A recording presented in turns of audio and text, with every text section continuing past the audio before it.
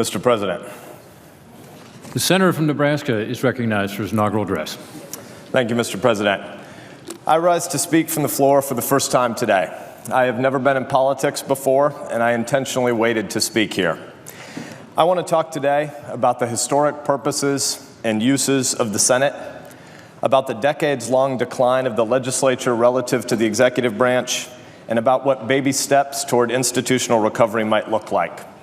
Before doing so, let me explain briefly why I chose to wait a year since Election Day before beginning to fully engage in floor debate.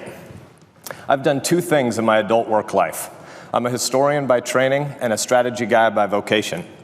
Before becoming a college president, I helped over a dozen organizations through some very ugly strategic crises. And one important lesson that I've learned again and again when you walk into any broken organization is that there's a very delicate balance between expressing human empathy on the one hand and not becoming willing to passively sweep hard truths under the rug on the other.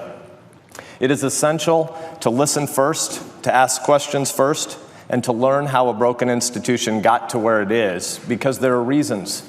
People very rarely try to break special institutions that they inherit.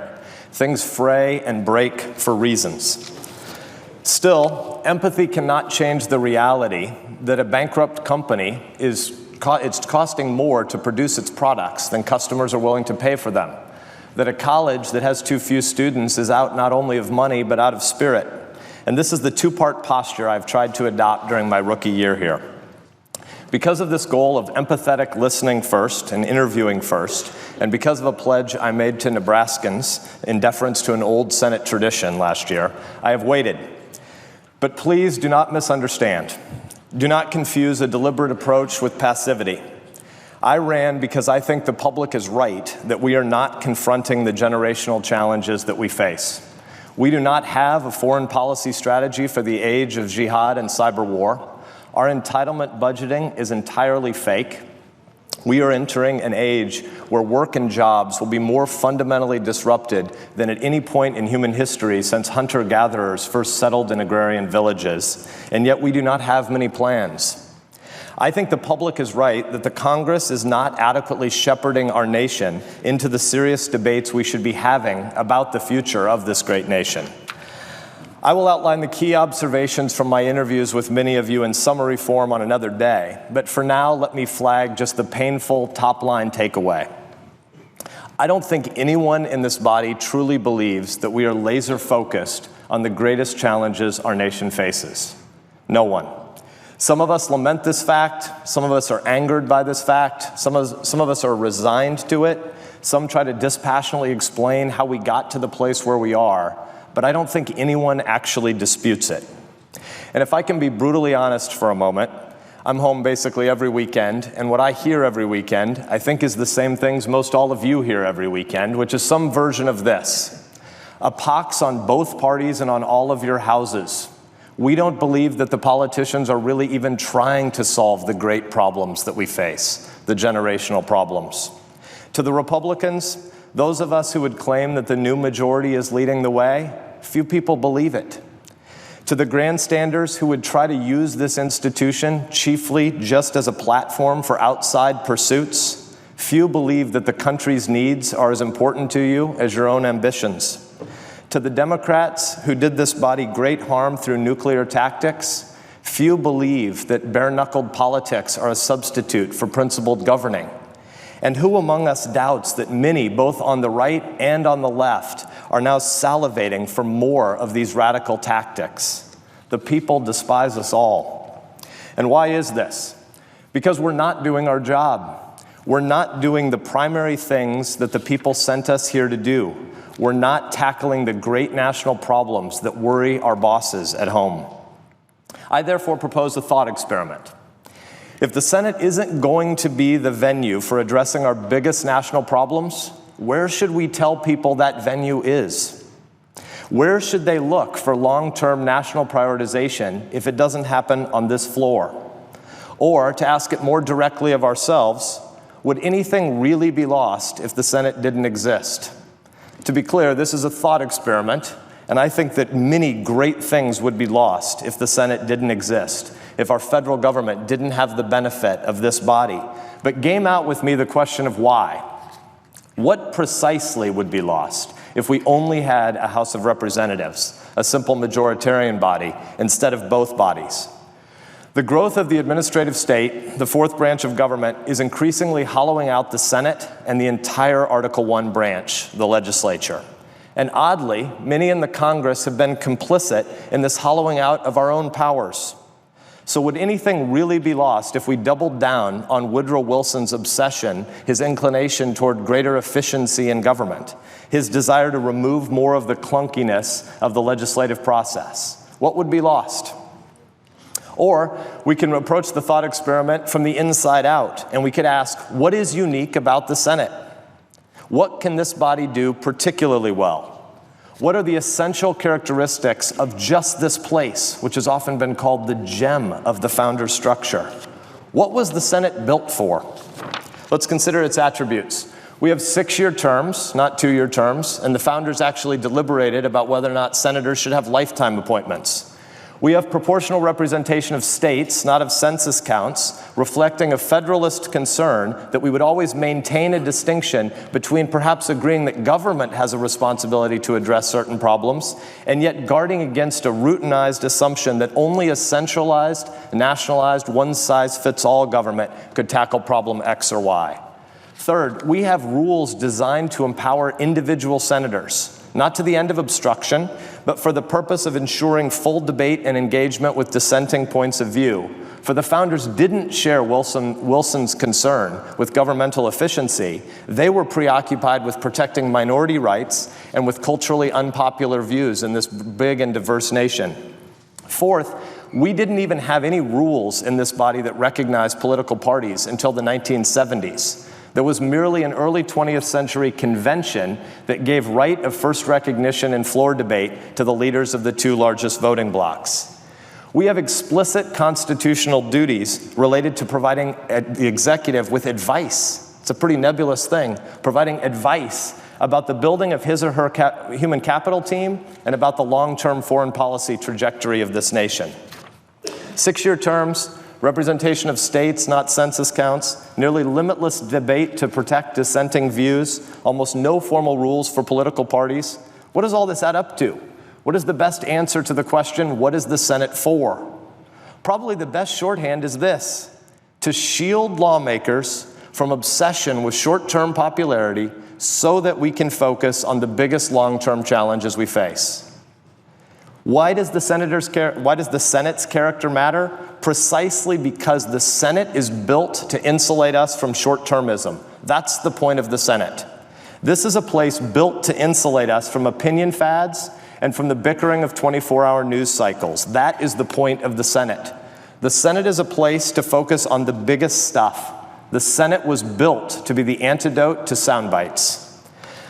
I've asked many of you what you think is wrong with the Senate. What's wrong with us? As in most struggling organizations, in private, it's amazing how much common agreement there actually is. There is so much common agreement about what around here incentivizes short-term thinking and behavior over long-term thinking, behaving, and planning.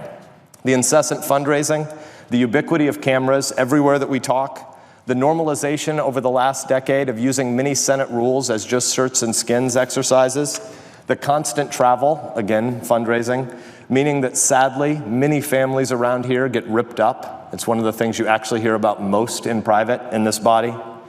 This is not to suggest that there is unanimity among you in these private conversations. The divergence is actually most pronounced at the question of what comes next, of whether permanent institutional decline is inevitable in this body.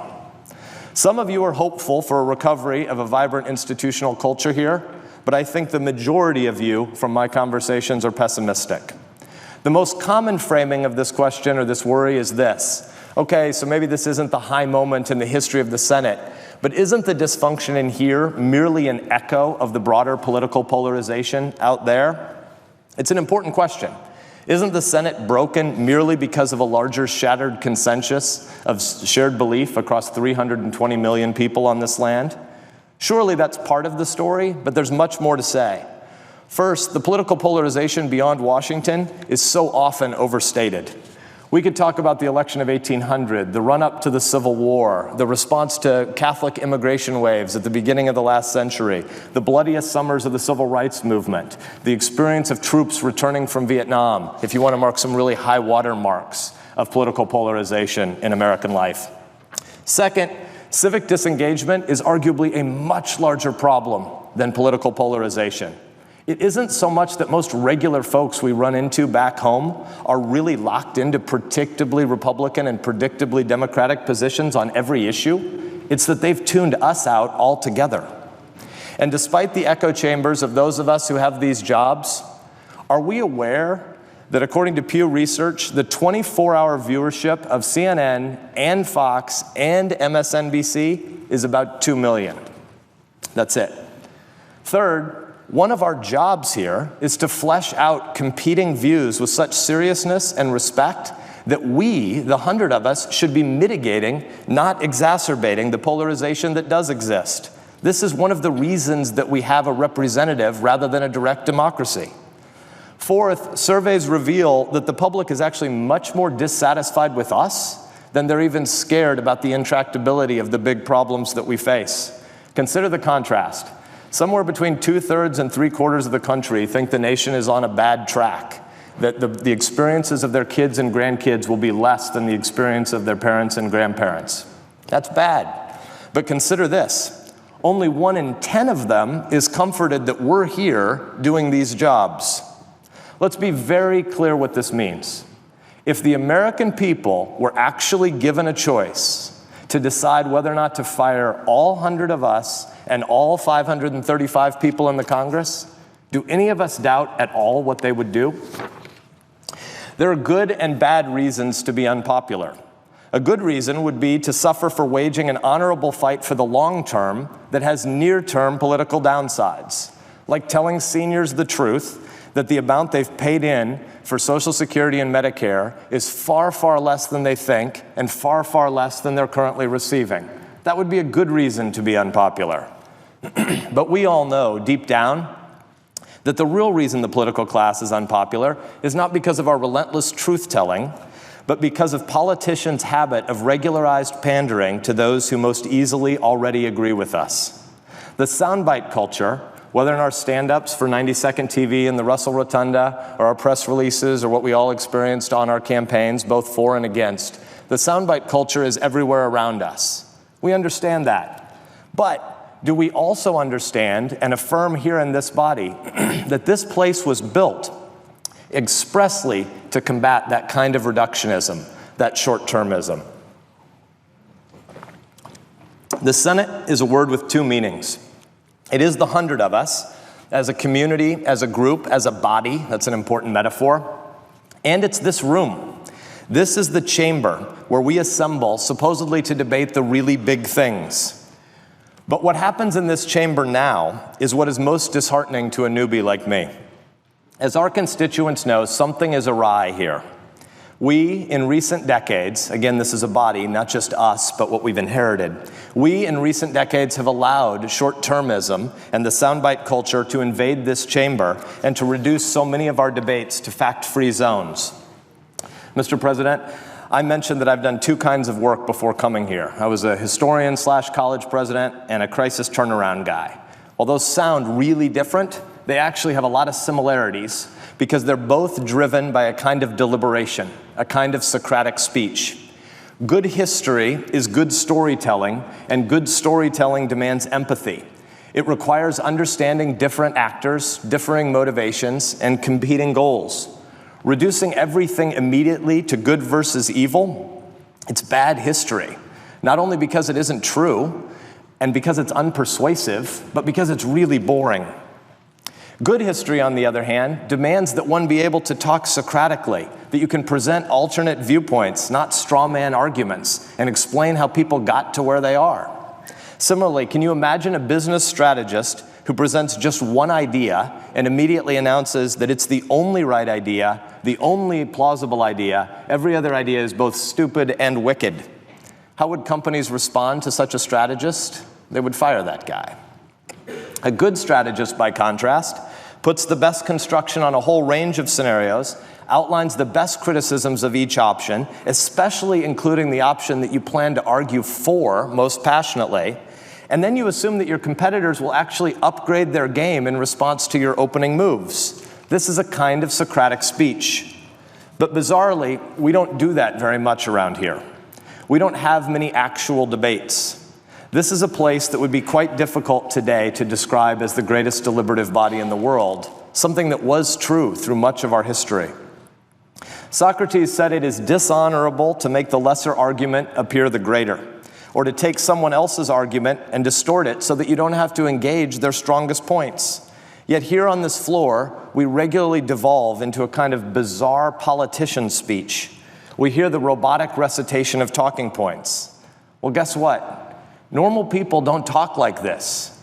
They don't like that we do, and more important than whether or not they like us, they don't trust their government because we do. It's weird because one-on-one, when the cameras are off, hardly anyone around here really thinks that senators from the other party are evil or stupid or bribed. There's actually a great deal of human affection around here, but again, it's in private when the cameras aren't on. Perhaps I should pause and acknowledge that I'm really uncomfortable with this as an opening speech. It's awkward, and I recognize that talking honestly about the recovery of more honest Socratic debate runs the risk of being written off as overly romantic and naively idealistic. To add to the discomfort, I'm brand new to politics, 99th in seniority, and occasionally mistaken for a page. But talking bluntly about what is not working in the Senate, in recent decades, not just this year or last year, but talking bluntly about what is not working around here is not naive idealism, it's aspirational realism. Here's why. I think that a cultural recovery inside this body is a partial prerequisite for a national recovery. I don't think that generational problems, like the absence of a long-term strategy for combating jihad and cyber war, like telling the truth about entitlement overpromising, like developing new human capital strategies and job retraining strategies for an era of much more rapid job change than our nation has ever known, I don't think that long-term problems like this are solvable without a functioning Senate. And a functioning Senate is a place that rejects short-termism, both in substance and in tone. The Senate has always had problems. This is a body made up of sinful human beings. But we haven't always had today's problems. There have been glorious high points in the Senate. There have been times when this place has flourished, and I believe that a healthier Senate is possible again, but it will require models and guides. To that end, I've been reflecting on three towering figures of the last half-century who use this floor quite differently than we usually use it today, and who thereby have much to teach us. Before naming them, though, let me clarify a purpose. I do not think there is any magic bullet to the restoration of the Senate. My purpose in speaking today is really just to move into public conversations that I've been having with lots of you in private as I try to define a personal strategy for how to use the floor. I want advice, and I'm trying to open a conversation on how to contribute to the broader team, and there are many of you here who want an upgrading of the debate, of the culture, of the prioritization, and of our seriousness about what are truly the biggest long-term challenges we face. 2 weeks ago, in a discussion with one of you about these problems, I was asked, so you're going to admit our institutional brokenness and issue a call for more civility? No. While I'm in favor of more civility, my actual call here is for more substance. This is not a call for less fighting. This is a call for more meaningful fighting. This is a call for bringing our A game to the biggest debates about the biggest issues facing our people, and with much less regard for 24-month election cycles and 24-hour news cycles. This is a call to be for things that are big enough that you might risk your re-election over it. So let's name the three folks who have something to instruct us, because they brought a larger approach to the floor. First, I sit, or now stand, quite intentionally at Daniel Patrick Moynihan's desk.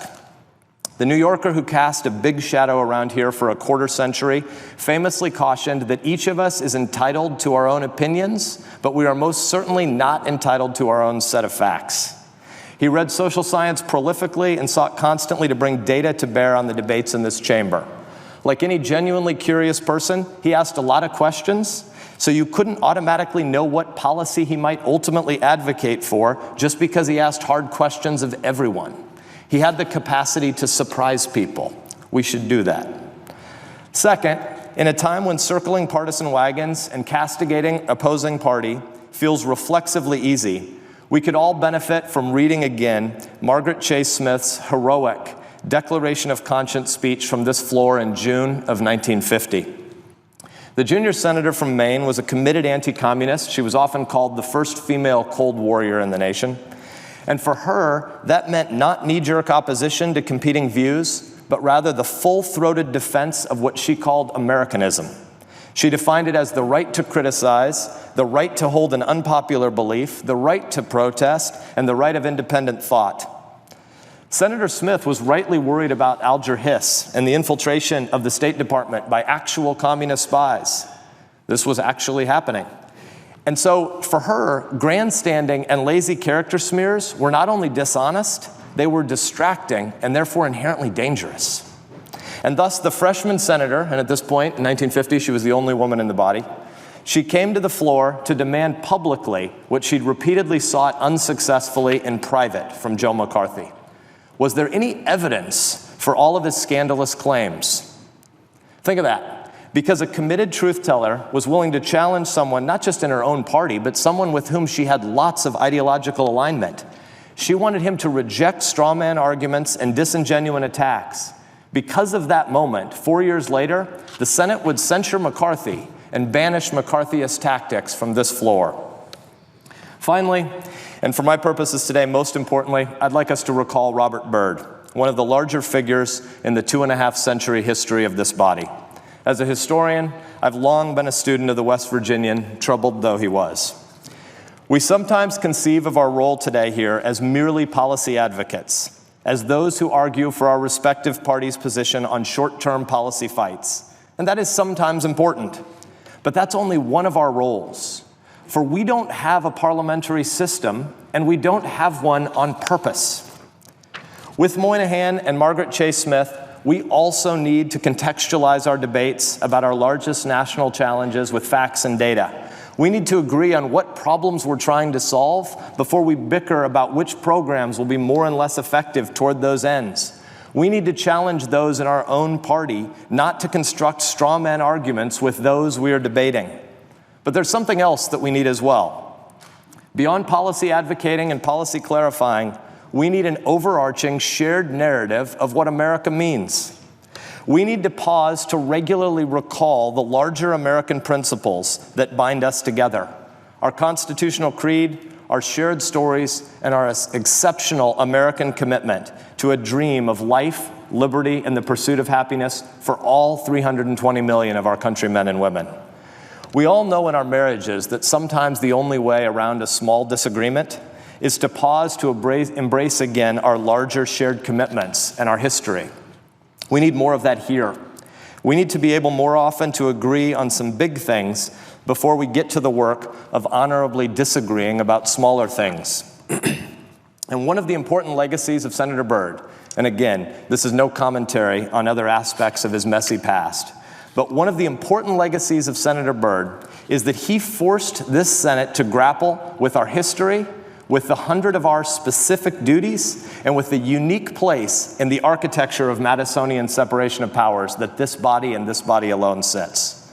To return to our thought experiment, do we think the founders would have regarded a 9% congressional approval rating, a stunning level of distrust in representative government? Do we think they would have regarded that as an existential crisis? And do we? Is it conceivable that we can get away with just drifting along like this, or must we fix it? Count me emphatically among those who think we need to fix it. We should not be okay with this. If we are going to restore this place, part of that will center on recovering the executive-legislative distinction. The American people should be demanding more of us as legislators, and they should be demanding more of the next president as a competent administrator of the laws that we pass. This is only possible if we again recover a sense of our identity that has some connection not just to Republican and Democrat, but to the Constitution's Article 1 legislative duties in some tension on purpose with the duties of the Article 2 executive branch. Everything cannot be simply Republican versus Democrat. We need Democrats who will stand up to a Democratic president who exceeds his or her power. And I promise you that I plan to speak up the next time a president of my party seeks to exceed his or her legitimate constitutional powers. Despite all of his other failings, Robert Byrd labored hard to mark these nonpartisan lines, and we should too. And to that end, in the coming months, I plan a series of floor speeches on the historic growth of the administrative state. This will not be a partisan effort. It will not be a Republican senator criticizing the current administration because it is Democratic. Rather, it will be a constructive attempt to try to understand how we got to the place where so much legislating now happens inside the executive branch. Our founders wouldn't be able to make sense of the system we're living right now. This kind of executive overreach came about partly because of a symbiotic legislative underreach. Republicans and Democrats are both to blame for grabbing more power when they have the presidency. And Republicans and Democrats are both to blame in this legislature for not wanting to take on hard issues and to lead through hard votes, but rather to sit back and let successive presidents gobble up more and more power. We can and we must do better than this. And so a century-long look at the growth of executive branch legislating over the next many months will be an attempt to contribute to the efforts of all here, both Republican and Democrat, who want to see the Senate recover some of its authorities and to recover some of its trustworthiness in the eyes of the people for whom we work. Each of us has an obligation to be able to answer the question, why doesn't Congress work, and what is your plan for fixing the Senate? And if your only answer to this question is to blame the other party, then you don't get it. And the American people think you're part of the problem, not part of the solution. This institution wasn't built for the two political parties, and this institution wasn't built just to advocate policy X versus new policy Y for next month. We must serve as a forum for helping our nation understand and navigate the hardest generational debates before us. Our ways of speaking should mitigate, not exacerbate, the polarization that does exist. As was well said around here last week, we will not always agree, not all of us, not all of the time, but we should not hide our disagreements. We should embrace them. We have nothing to fear from honest differences honestly stated, for I believe that greater clarity between us can lead to greater charity among us. Again, saying that we should be reducing polarization doesn't mean we should be watering down our convictions. I mean, quite the contrary. We do not need fewer conviction politicians around here. We need more. We don't need more compromising of principles. We need a clearer articulation and understanding of the competing principles so that we can actually make things work better, not merely paper over the deficits of vision that everyone in the country knows exist.